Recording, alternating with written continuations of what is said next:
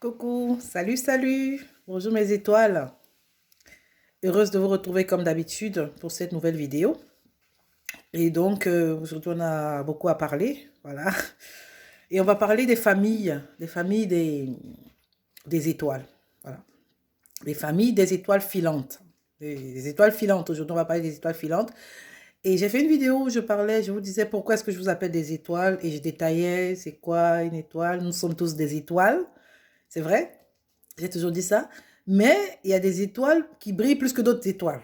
Voilà, on va dire des prodiges. Des enfants vraiment, des enfants doués, très très doués. Alors, on va parler des familles des surdoués aujourd'hui, des surdoués. Et je veux dire ici, s'il vous plaît, que surdoué ne signifie pas être très intelligent. S'il vous plaît, ne me comprenez pas mal. Surdoué ne veut pas dire être premier de la classe, forcément. On peut être surdoué, être très intelligent et être premier de la classe. Ça fait partie des surdoués. Mais on peut ne pas être premier de la classe et être surdoué, par exemple, dans le chant. Un enfant, par exemple, qui chante très bien et elle va commencer à chanter très tôt. Et elle est donc surdouée, mais elle n'est pas forcément première de la classe. Je ne sais pas si vous comprenez ce que je dis. Donc, on est surdoué dans son domaine. Et chacun a son domaine où surtout les étoiles filantes des enfants surdoués, ils ont leur domaine. Dès qu'on sort de ce domaine-là, parfois, ils sont très, très inaptes. Oui. Vous allez voir peut-être quelqu'un qui chante très bien, il ne va pas être très bon au sport. Voilà. Donc, vous n'allez pas la forcer à faire un sport qu'elle ne sait pas faire, qu'elle ne veut pas faire, qu'elle n'a pas d'aptitude, de compétences naturelles pour le faire, parce qu'elle est surdouée sur autre chose. Et donc, par exemple, quelqu'un qui est très bon dans tel sport ne sera pas bon dans un autre sport ou ne sera pas bon peut-être dans autre chose. Il est surdoué dans sa catégorie, dans son sport, voilà. Donc, c'est de ça que je vais parler aujourd'hui, des familles de, de, de, de, de surdoués. Voilà. Donc, et donc, comme je disais, c'est pas dans tous les domaines qu'un enfant va être surdoué, mais c'est à vous, le parent, de lui exposer, de lui montrer. Et d'ailleurs, vous allez voir, par exemple, c'est un enfant qui aime le sport, étant petit, vous allez voir qu'il a des aptitudes sportives. Et donc, c'est à vous de lui montrer tous les sports, de lui montrer, de lui faire explorer le monde du sport. Et donc, quand il va voir, vous l'inscrivez par exemple au foot, au handball, au football, et peut-être à la natation, au cyclisme et tout, à l'escalade. Et à la fin, lui-même, il va choisir. Il va vous dire, maman, c'est ce sport qui me convient. Et donc, il va continuer dans ça. Mais c'est à vous de lui montrer, de lui donner toutes les cartes dont il a besoin pour pouvoir que lui choisisse son chemin. Parce que ça, c'est quand vous voyez qu'il est bon dans le sport, vous lui montrez tous les sports. Si vous voyez par exemple qu'elle est bonne, ou un garçon il est bon dans le chant, c'est à vous de lui présenter les instruments, de l'inscrire par exemple dans une école de musique ou une école pour apprendre des instruments, pour apprendre par exemple, euh, je sais pas moi, si c'est dans la danse, apprendre la chorégraphie, apprendre. Et c'est donc dans ça qu'ils feront leur choix d'instruments de musique, par exemple. Soit le piano, soit la guitare, soit le solfège, soit quoi, je sais pas. Mais c'est à vous de, voilà, par rapport aux aptitudes de vos enfants, par rapport aux dons qu'ils montrent, qu'ils les prédisposent déjà. Donc ça, j'en avais parlé une fois dans une vidéo et on ne va pas s'attarder dessus. Mais aujourd'hui, je vais parler des familles. Donc, si vous êtes papa, maman d'un enfant surdoué, si vous êtes oncle, tante d'un enfant surdoué, cette vidéo vous concerne. Papa, maman, oncle, tante, grand-père, grand-mère, cousin, cousine, neveu, nièce des enfants surdoués. Ça veut dire dans votre famille, vous avez détecté qu'il y a un enfant surdoué. Ça se voit tout de suite. Au plus tard, 6, 7, 8 ans, vous allez voir. Voilà, c'est-à-dire pour ceux qui voient tardivement, hein, 8 ans, c'est déjà clair que cet enfant-là, il a cette aptitude de faire ça. Voilà. Sinon, ceux qui voient tôt, c'est plutôt dans les 3, 4 ans déjà, on sait déjà à peu près ce que cet enfant va faire ou veut faire. Et donc, c'est des enfants qui sont là pour travailler. Ils sont venus pour une mission. C'est-à-dire, ils sont un peu différents. Ils sont différents des autres. Pas même un peu. C'est même parfois très, très clair la différence. Et donc, au village, on dit souvent c'est des vieux enfants, c'est des vieilles personnes qui reviennent. Parce qu'ils sont tellement intelligents. Ils parlent comme des grands. Ils parlent tout de suite comme des grandes personnes. Ils réagissent, ils réfléchissent comme des grandes personnes. Voilà. Et c'est des enfants qui ne s'attachent pas. Ah, il y a ça aussi. Il y a cette caractéristique-là. C'est des enfants qui ne s'attachent pas aux parents. À la maman, par exemple. Un enfant on les appelle aussi des travailleurs de lumière. Light workers. En anglais, c'est plus light workers. Il va pas trop s'attacher à sa maman. Il y a des enfants, vous allez voir, ils sont collés, ou bien ils n'arrivent pas, c'est-à-dire, quand peut-être vous allez le déposer à l'école, il va toujours pleurer, maman, non, maman, ne pars pas, maman, reste avec moi. Mais ces enfants-là, eux, c'est tout de suite, dès que vous le déposez, il est parti, quoi. Ils sont attirés par le monde extérieur, ils sont attirés par les autres, ils sont attirés, c'est comme un aimant qui les attire vers les autres. Ils doivent aller vers les autres, ils doivent aider les autres, ils doivent, c'est-à-dire, c'est comme une drogue, hein. C'est vraiment comme une drogue. Ils sont vraiment attirés par, par le monde extérieur, par la nature, par... Voilà, tout de suite, ils sont prêts à partir. Voilà, la maman, vous ne lui manquez pas, hein, il ne va pas rester, maman, non, non, non, non, non, il ne planifie pas, non, il ne s'attache pas. Ils s'attachent pas aux gens trop, ni aux choses aussi. On va acheter un jouet, il va jouer avec ce jouet une semaine après, il s'en fout. Ils s'en foutent un peu, voilà, royalement de... Voilà. Ils sont à fond dans ce qu'ils sont venus faire. Et donc, quand vous avez un enfant comme ça, qui va être différent, c'est sûr, des autres. Voilà. Il va être différent, c'est comme ça. Et donc, vous êtes sa famille, c'est-à-dire vous êtes le premier cercle de développement de cet enfant. C'est vous qui allez lui inculquer les valeurs, comment évoluer, comment avoir confiance en lui, parce que c'est très important. C'est des personnes qui vont finir, ils vont finir comme des stars. C'est pas forcément être Michael Jackson, mais ils vont finir comme des stars dans leur domaine. Et ils vont être des leaders. Parce que comme ils sont attirés par les autres là, c'est comme ça que les autres aussi les aiment. Et voilà. Donc, dès qu'ils vont faire un truc, les autres vont vouloir suivre. Donc, ils vont être des leaders, ils vont être des travailleurs de lumière, ils vont apporter la joie, le bonheur, la vie. Ils vont apporter tout ça dans des personnes, voilà, à des âmes, à des personnes qui en ont besoin pour évoluer aussi, pour être bien. Donc, ils ont besoin que vous leur fassiez confiance. Ça, je vais en parler encore tout à l'heure quand je vais venir dans ce qu'il faut faire avec ces enfants-là, comment les encourager, comment les guider.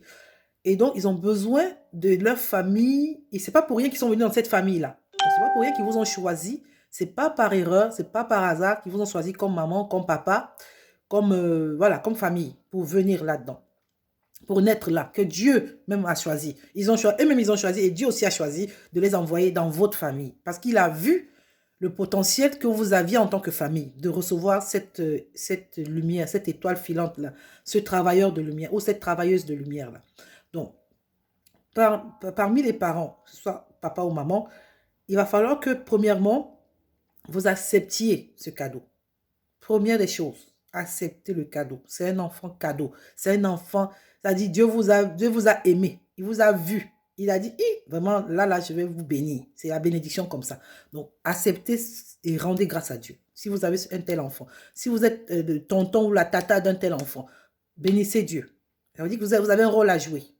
Et vraiment, rassurez-vous de jouer votre rôle. Parce que c'est ça. Chacun a son rôle sur la terre, là. Et donc, acceptez, remerciez. Remerciez vraiment Dieu pour cela. Après, reconnaissez que réellement, cet enfant a quelque chose de particulier et que vous allez devoir explorer. Il faut observer. Reconnaissez, acceptez, ne luttez pas contre. Voilà, parce qu'il y a ça aussi. Il y a des parents qui vont se dire, ah non, non, ça c'est pas bien. Non, il ne faut pas qu'il soit comme ça, il est trop comme si. C'est pas normal. Ne luttez pas contre... pardon, excusez-moi. Ne luttez pas contre cet aspect différent des autres.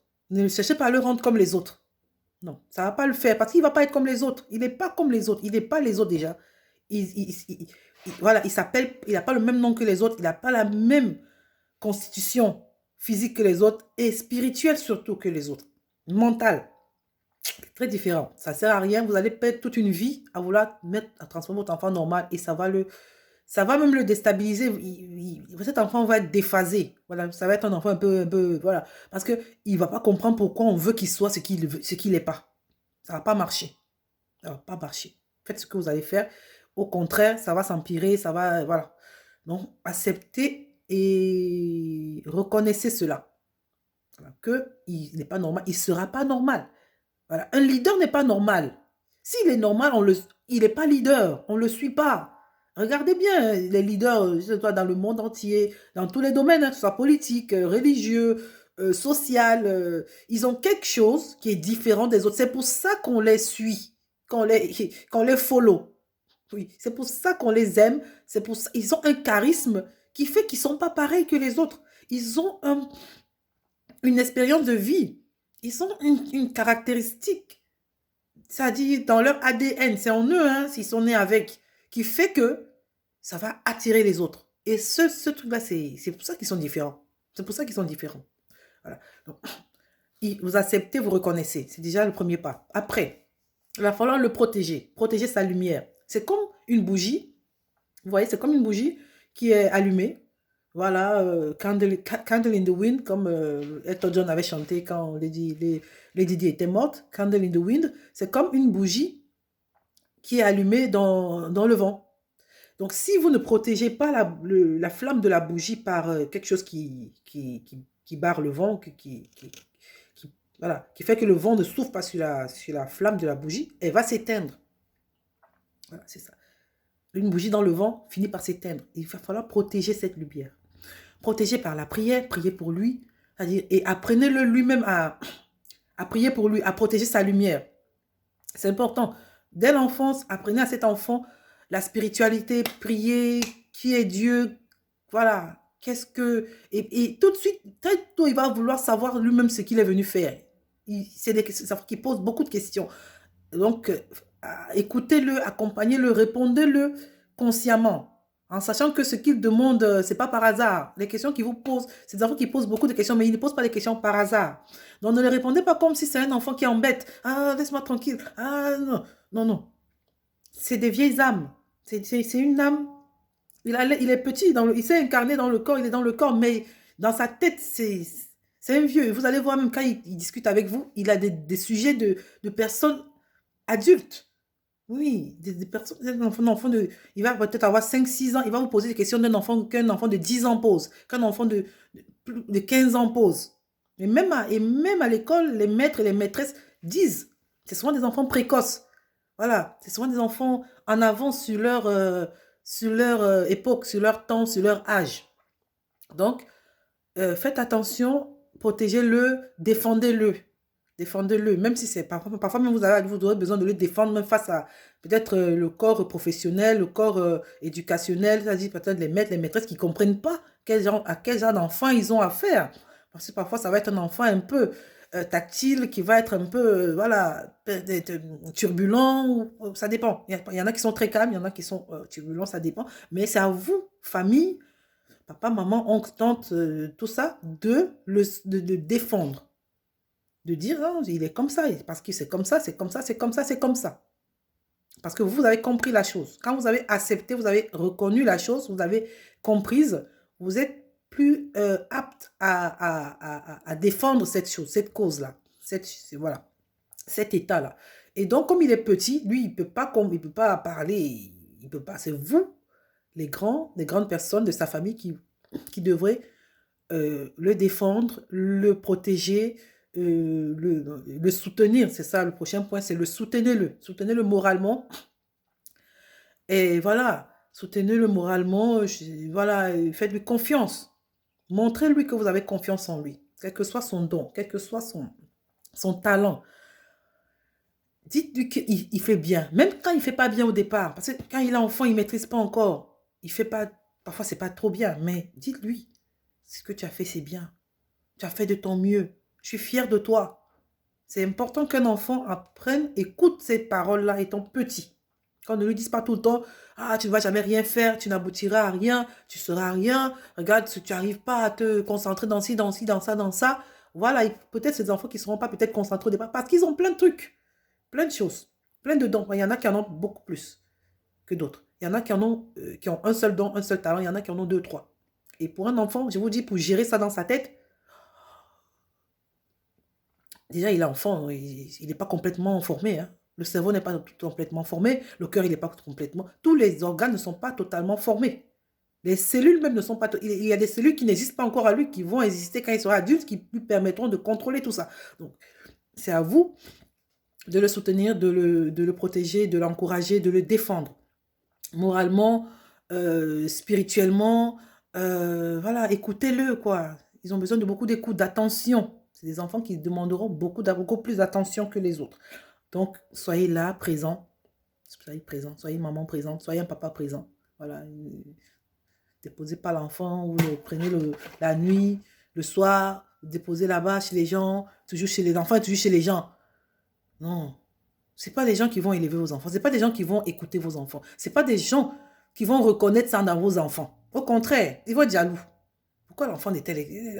C'est vous-même. Si vous ne faites pas ce travail-là, l'enfant, il va manquer quelque chose. Il va toujours devenir star. Il est né pour être star. Mais, ce genre de star, vous allez comprendre, ils vont vous raconter l'histoire. Ah, dans mon enfance, j'étais maltraité. Ah, dans mon enfance, j'avais une maman absente. Dans mon enfance, il sera déséquilibré quelque part. Oui, il va toujours devenir ce qu'il doit devenir. C'est sûr. Parce qu'il est venu pour ça. La terre, l'univers, Dieu va faire que ça va tourner comme ça va toujours arriver. Mais, vous, votre rôle dedans, ce sera quoi? C'est ça. Vous vous positionnez comment? Vous savez jouer quelle partition, quel rôle dans ça? C'est ça. Donc, en tant que famille, vraiment, il a besoin de vous. Parce que, comme je disais, la famille, c'est le premier cercle de développement d'un enfant. C'est le premier cercle c'est-à-dire, il voit le monde à travers vous. La première fois qu'il est né, la première fois qu'il a vu le monde, c'est à travers vous. Les premières personnes avec lesquelles il est rentré en contact, c'est à travers vous. C'est comme une chenille qui se transforme en papillon. Elle le fait dans son cocon, dans son cercle. Voilà, c'est là qu'elle se transforme en papillon. Donc, soyez une famille qui va le valoriser, qui va l'encourager. Voilà. Ne soyez pas une famille comme la famille dans la Bible, la famille de Joseph, qui l'ont vendu. Ils ont dit, oh, celui-là, il a trop de dons. Il a trop de rêves. Ici, il va nous dépasser. Oh. Tous les jours, il rêve que Dieu l'a béni. Il rêve qu'il sera un grand. Notre papa aussi l'aime trop. Jacob l'aimait trop. Là. Il aime trop le petit là. Non, on n'a qu'à le vendre. Ils l'ont vendu comme esclave. Ça a tourné. Il est toujours devenu star en Égypte. Premier ministre. Il a sauvé la nation d'Égypte. À l'époque, tout le monde a cité l'Égypte. Dans la Bible, c'était seulement l'Égypte. Imagine si Joseph n'était pas là. On n'allait même pas être là aujourd'hui. Tous devaient mourir de famine. Il a sauvé tout le monde comme ça. C'est Joseph seulement, avec ses rêves. Donc, la famille, ils l'ont jeté, ils l'ont vendu. Tous ses frères se sont unis pour faire le mal. Ne soyez pas ce genre de famille-là. Que Dieu vous envoie une étoile comme ça. Au lieu d'entretenir, vous jouez le rôle. Venez voir comment ils ont eu honte quand ils sont partis en Égypte avec la famine pour chercher la nourriture devant Joseph. La honte de ça. Vraiment, travaillez avec eux, encouragez-les, accompagnez-les. Accompagnez-les. Chacun a son rôle. Chacun a son rôle. Accompagnez-les. Parce qu'un jour, ils vont devenir grands. Hein? Et ils vont témoigner. On va leur poser ça. Ça revient souvent quand vous voyez les stars, les artistes, ou bien voilà. Quand quelqu'un devient star, là. Oui, on lui demande sa biographie, comment son enfance et tout. Il témoigne. Et si vous étiez parmi les tatas, les tontons qui l'ont aidé, il va citer votre nom. Hein? Quand j'étais jeune, mon tonton m'avait inscrit, m'avait poussé à faire ci, m'avait encouragé à faire ça. On va vous interviewer, on va vous appeler dans l'émission. On va vous voir à la télé aussi. Ah, c'est l'oncle de telle star qui l'avait aidé, qui l'avait encouragé. Mais si vous avez fait le contraire, on ne va jamais vous citer quelque part. Hein? Donc franchement, positionnez-vous, accompagnez, travaillez avec eux, guidez-les. Jusqu'à ce qu'ils commencent à manifester, comme on dit. Voilà, jusqu'à ce qu'ils commencent à... Et même pendant qu'ils manifesteront, ils auront toujours besoin de vous, tout au long de leur vie. Parce que c'est par vous qui sont venus ici, sur Terre. C'est par cette famille-là qu'ils sont venus, qui sont nés. Et donc, les choses à ne pas faire. Voilà, ça, c'était les choses à faire. Maintenant, les choses à ne pas faire. Quand on est famille d'une étoile filante, quand on est famille d'un travailleur de lumière, quand on est famille on est membre de la famille d'un surdoué. Qu'est-ce qu'on ne doit pas faire? Qu'est-ce qu'il faut éviter de faire? Premièrement, ne le blâmez pas. Ne lui faites pas croire qu'il est un extraterrestre. Que toi, tu viens même d'où, non? Pourquoi tu es comme ça? Pourquoi tu es ici? Pourquoi voilà. Je sais que c'est pas facile, hein, c'est pas évident. Mais franchement, ne l'abandonnez pas. Ne le blâmez pas pour ça. Ne le faites pas culpabiliser. Et c'est pas de sa faute, le pauvre. Il est tout petit. Il n'a rien demandé. Il n'a rien demandé comme ça. C'est Dieu qui a dit, va là-bas, tu vas travailler. Oui. Il n'a pas demandé à venir sur terre ici. Non. On ne lui a dit pas. Il est venu aussi. Papa et maman se sont mélangés. Il est venu. Il n'a rien demandé. Le pauvre. Pardon. Ne le blâmez pas pour ça. Éduquez-le normalement. Dites-lui non quand il fait des bêtises. Je ne dis pas qu'il faut lui laisser faire tout ce qu'il veut faire. Non. Comme tout enfant, éduquez-le. Surtout pour les règles. Les règles, tous les enfants, il faut que les enfants soient dans les règles. Parce que nous sommes dans une société où il faut vivre avec les autres. On va pas vivre, on ne vit pas dans sa bulle. Il y a des règles à respecter. Vous lui apprenez les règles de la vie. À respecter telles règles, à faire ci. Et voilà, quand il fait quelque chose qui est dangereux, on lui dit non. Parce que ça, les règles, en fait, c'est pour le protéger, en fait. De la société, de tout ce que, voilà. C'est pour vivre en société. Et ça, c'est primordial, il faut lui apprendre ça. Je ne dis pas d'être un béni, oui, oui, accepter tout ce que l'enfant fait parce que c'est un enfant sur deux. Non, il faut être strict, le discipliner par rapport aux règles. Quand il fait des bêtises, et voilà, consciemment et tout ça. Non, non, non, c'est pas ça. Et ça va l'aider parce que quand il va devenir quelqu'un, un leader aussi, il a besoin de cette discipline-là. Voilà. Apprenez-le à travailler. C'est pas parce qu'on est sourd qu'on ne travaille pas. C'est pas parce qu'on a un don qu'il ne faut pas ajouter le travail. Même étant doué, il doit travailler sur son don pour l'améliorer, pour être meilleur. Pour être leader, il faut qu'il travaille plus. Il doit travailler plus que les autres. Voilà, il y a ça. Vous ne le blâmez pas, vous ne le culpabilisez pas, mais au contraire, vous le poussez à travailler plus parce qu'il a une grande mission, donc il doit bosser plus que les autres parce qu'il a un grand appel. Ah oui, être sur deux, ça ne veut pas dire que c'est facile. Au contraire, au contraire. Il a une plus grande responsabilité que les autres. Et ça, il faut lui faire apprendre ça très tôt, que tu n'es pas comme les autres. Ça va demander un peu plus de travail, mais et lui, il est content parce qu'il est venu pour ça. Donc, il faut juste le faire comprendre que c'est ça, ça va être comme ça va être comme ça. Tu vas peut-être travailler plus que les autres, mais tu es appelé à faire ça, ça, ça. Et ça se fait dans l'harmonie, dans l'amour, et voilà, dans l'accompagnement. Et l'enfant, il comprend. Parce qu'il veut le faire, il aime le faire. Il ne faut pas le laisser dans la facilité, hein, on est d'accord. Deuxièmement, qu'est-ce qu'il ne faut pas faire? Il ne faut pas le sous-estimer. Ne lui parlez pas comme si vous parlez à un bébé. Une fois que vous avez su qu'il est comme ça, parlez-le comme, pas comme un adulte, mais comme un grand. Parlez-le vraiment, parlez-lui, je ne sais pas, parlez-lui comme d'égal à égal. Et ils aiment ça, ces enfants. Ils aiment qu'on les considère comme des grandes personnes. Parlez-le à d'égal à égal. Ne le parlez pas comme si vous parlez à un enfant. Ne le sous-estimez pas. Ne vous moquez pas de lui. Parce qu'il y a des gens qui joueront ce rôle-là, qui sont venus sur la terre pour se moquer de lui, pour le pousser à s'équilibrer, pour le pousser à grandir. Oui, il y a des gens qui sont là, ils ont leur rôle. Ils vont venir dans sa vie pour se moquer de lui, pour le casser, pour le... Je sais pas comment on dit. Voilà, c'est pas votre rôle, vous, dans sa famille. Non, vous, normalement, vous êtes censé l'aider, le protéger, l'accompagner, le pousser, l'encourager. Voilà, c'est ça votre rôle. Maintenant, ne rentrez pas dans se moquer de ses dons, de ses émotions. Il y en a même qui font vraiment des mauvaises choses. Hein. Ils découvrent que l'enfant a un don. On dit non, non. Ah, lui là, on va l'envoyer au village. On va voir comment il va manifester ses dons là au village là-bas. C'est-à-dire, ils le mettent dans une situation dans laquelle l'enfant ne peut pas émerger. Ils se disent, dans leur compréhension d'humain, ils pensent que quand ils ont envoyé l'enfant au village, il ne va pas percer. Et il va percer. Il va sauf que percer. Même là-bas, il va grandir. Même là-bas, il va évoluer. Là-bas, il va réussir. Oui, c'est ça. Donc, je ne sais même pas pourquoi les gens font encore ça. Au 21e siècle.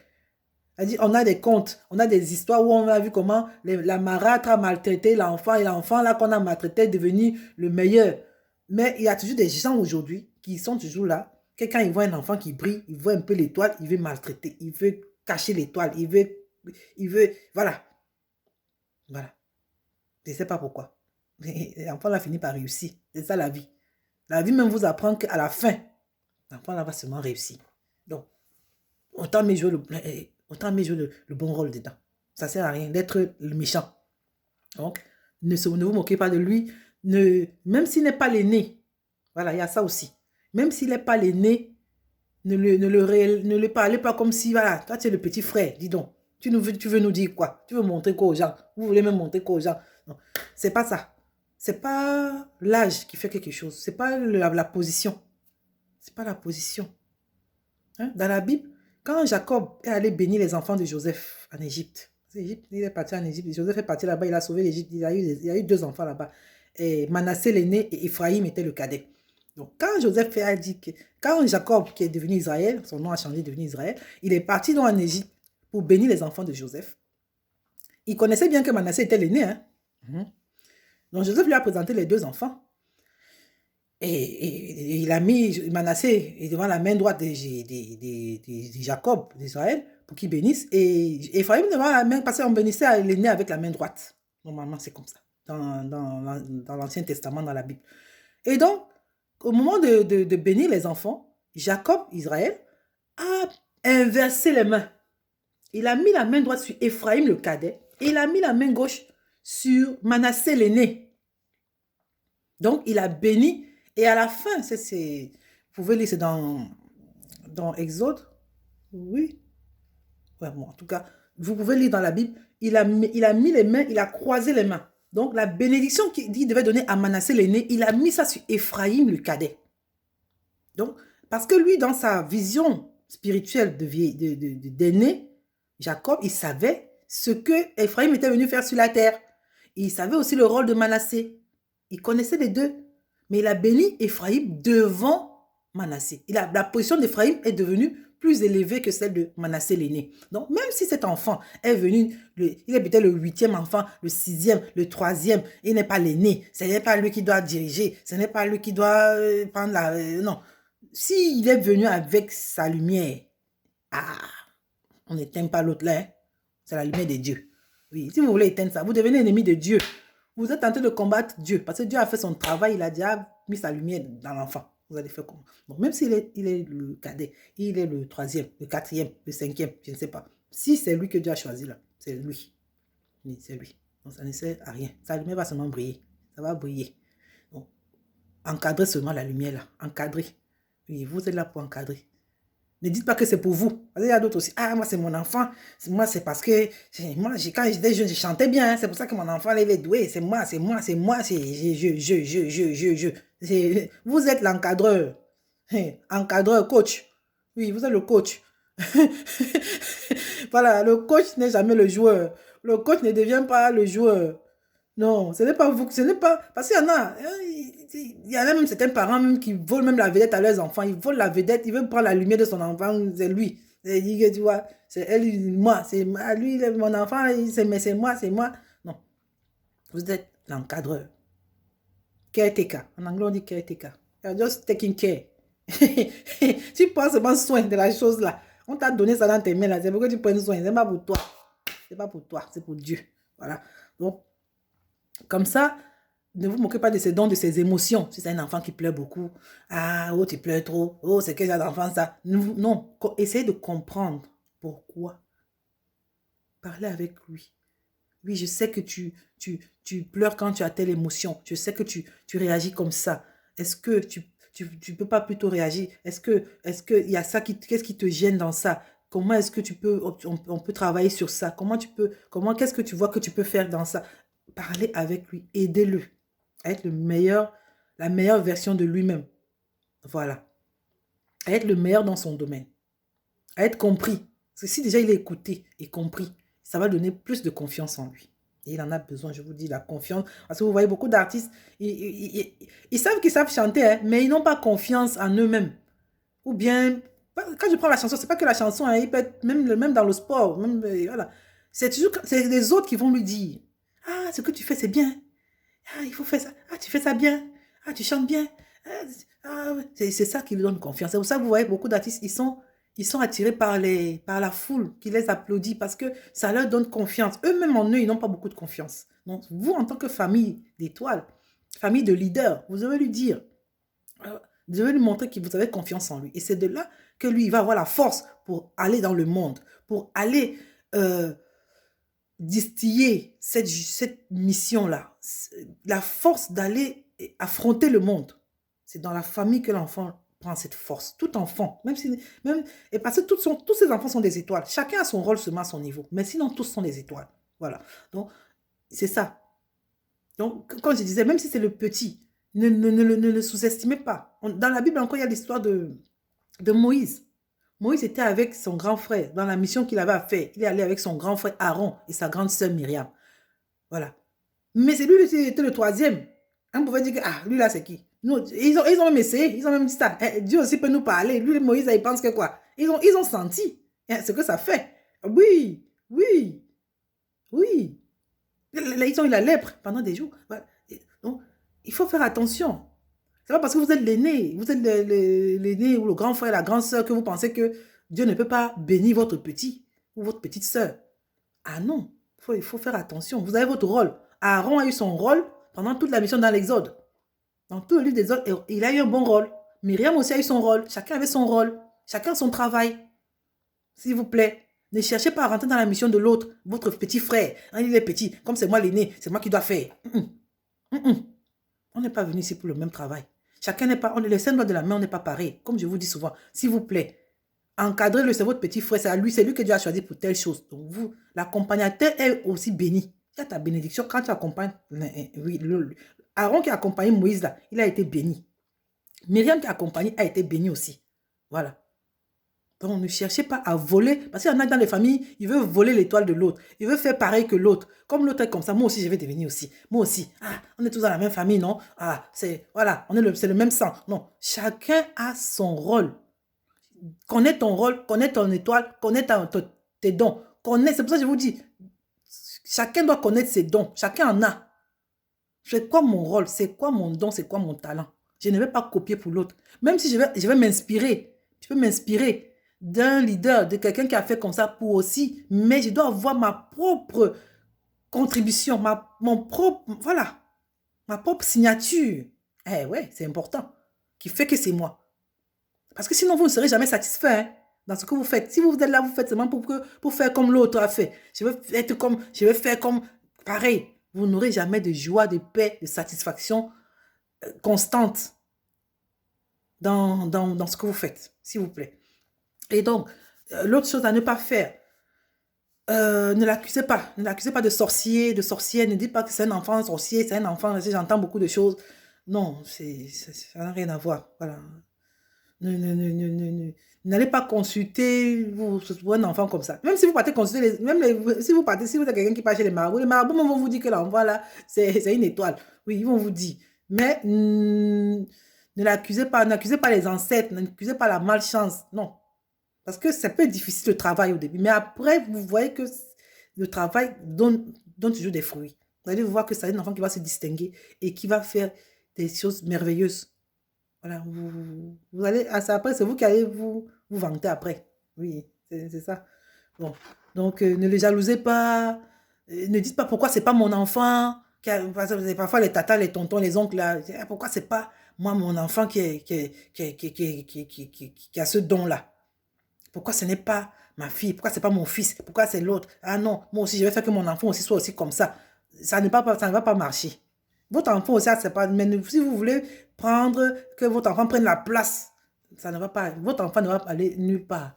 Si vous avez les moyens, quand vous avez un neveu comme ça ou une nièce qui brille, qui a une étoile, qui a un talent comme ça, vous avez détecté ça, aidez. Si vous avez les moyens, inscrivez-le. Si elle aime chanter, inscrivez dans une école de chant. Elle aime danser, mettez dans une école de danse. Si elle aime faire quoi, le sport, mettez. Si vous avez les moyens, vous, l'oncle ou la tante, Dieu vous a donné les moyens, c'est pour ça. C'est pour ça aussi. Ne mettez pas seulement les moyens dans vos enfants, ils vont devenir rien. On connaît les histoires là.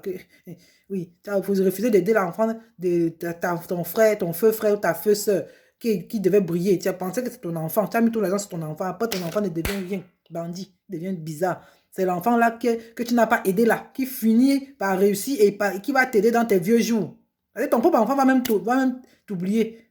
Donc, si vous êtes tonton, tata ou cousin, cousine, que vous pouvez, cet enfant est devant vous là, c'est pas pour rien que Dieu a envoyé cet enfant dans votre famille, c'est pour que les moyens que vous avez là, vous investissez aussi sur lui.